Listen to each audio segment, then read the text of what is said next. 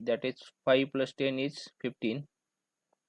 Now we are subtracting the value from a minus b, that is 15 minus 10 is 5 in the b variable we will be assigning, and after that we are doing the a equal to a minus b, that is the current value of a is 15, so we are subtracting 5 with 10, 5, so we are getting 10 value, like that.